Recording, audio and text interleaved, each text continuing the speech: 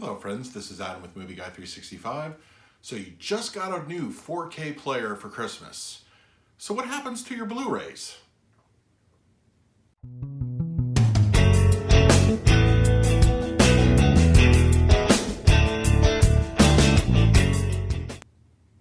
If you're new to the channel, please hit that like button, subscribe, hit that bell notification. I put out videos every single day. You can also find me over at Twitter at Movie Guy 365. So the holidays have come and gone, and a lot of people have just recently gotten new 4K players. So that begs the question, if you've collected Blu-rays before, what happens to your Blu-ray collection? Do you just buy 4Ks? What do you do? Like, how do you balance that thing where you have things in one format and another? They're existing, you know, and to be fair, 4K is still kind of a little bit of a niche format, but the results you can't argue. It is a superior picture. Audio in many cases is just as superior. But what about movies that you want to get?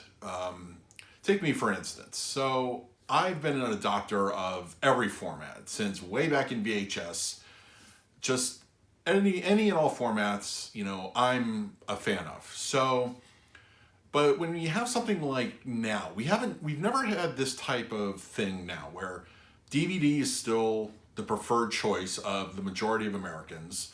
Blu-ray is making its way into homes as well. It's very, very popular. But then the next step up, you have 4K. So what happens? You know, you have movies you want to get. You want to get the 4K.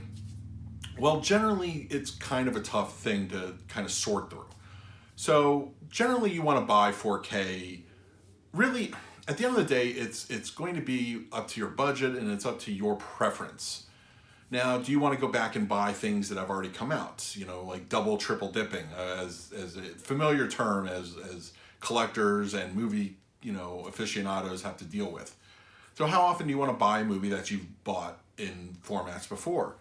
Really, it's everybody's different. You know, everybody has that thing, you know, that line that they draw. You know, I know a lot of people that are like, oh, I'm only going to buy new stuff on 4K. I'm only going to buy certain movies on 4K. I'm not buying 4K, I'm sticking with Blu-ray. I don't see a difference. You know, for me, I can only speak to my personal experience. So years and years ago, I unfortunately had to sell a majority of my Blu-ray collection. So ever since then, I've been purchasing a little bit here and there, mostly on sales or some kind of good deal.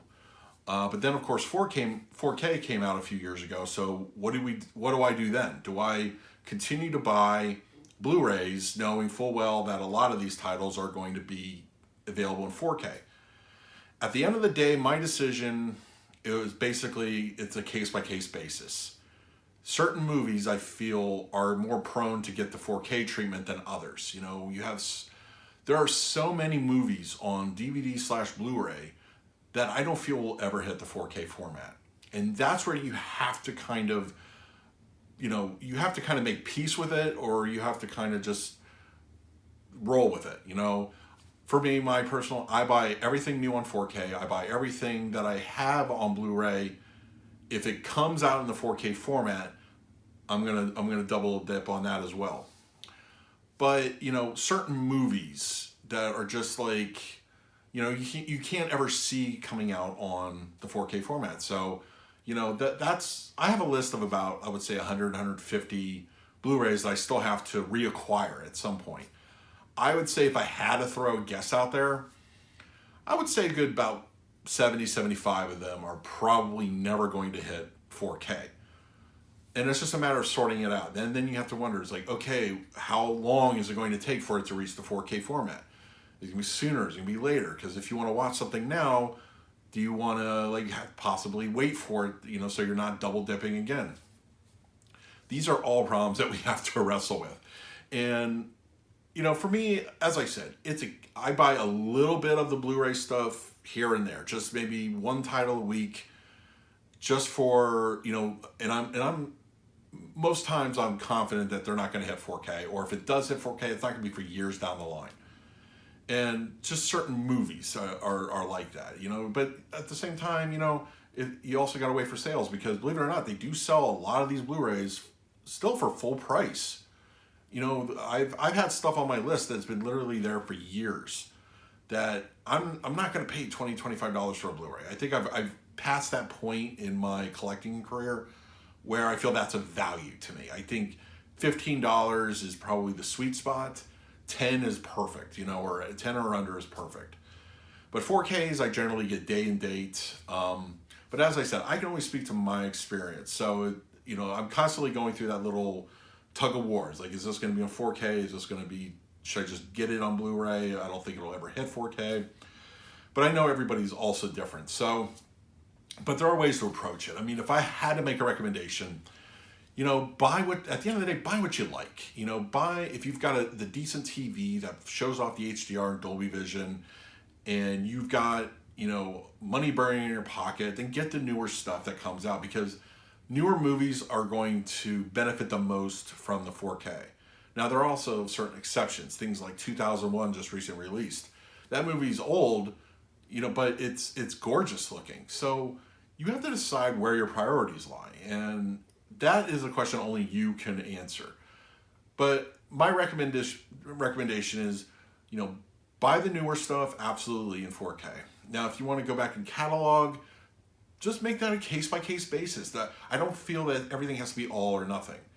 So, you know, those are just things that you have to deal with now that you've got that new 4K player. But I can just promise you that whatever you decide as far as getting on 4K, you are going to be blown away by it. There are so many great-looking titles. I did a video recently of my best-looking titles in 2018, and you have movies like The Greatest Showman, Jumanji, Welcome to the Jungle, just look absolutely stunning on 4K. I can't imagine watching that on Blu-ray and being happy about it. But older movies, most of the time, while they do get huge benefits from it, I don't know if it's something that you really have to double dip on. I mean, there are animated features, for one, are one of those things. You know, like Lion King recently came out. While yes, there is a definite uptick in quality, is it something you need to invest $25, $30, $35 for the Steelbook? Once again, that's up to you, but me personally, I don't feel it's worth it. But there are, you know, if you're being very selective, then that's kind of the way you want to go. You look at something, I would say the catalog stuff, be very just, you know, discriminating about. Just, you know, pick what you really, really want to see on 4K. But all the newer stuff, yeah, just get on 4K. I think you're definitely going to be happy with that result. So I hope this was a little bit of a benefit to you. It's a minor, just telling you where I come from personally as a consumer.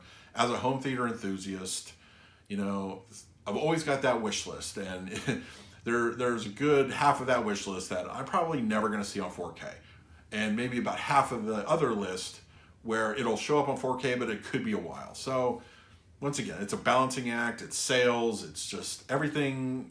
But just, yeah, absolutely, you know, make up your own mind. But my personal opinion, go for the newer stuff, catalog stuff. Just, you know, be very, you know, pick and choose. Pick are the ones that are the important ones too. So leave your comments below. What do you think about 4K and Blu-ray, and how do you do your balancing act here? So please leave in the comments. And, you know, if you like the channel, please like, subscribe, hit that bell notification. I put out videos every single day. So until next time, this is Adam with Movie Guy 365. I will see you at the movies.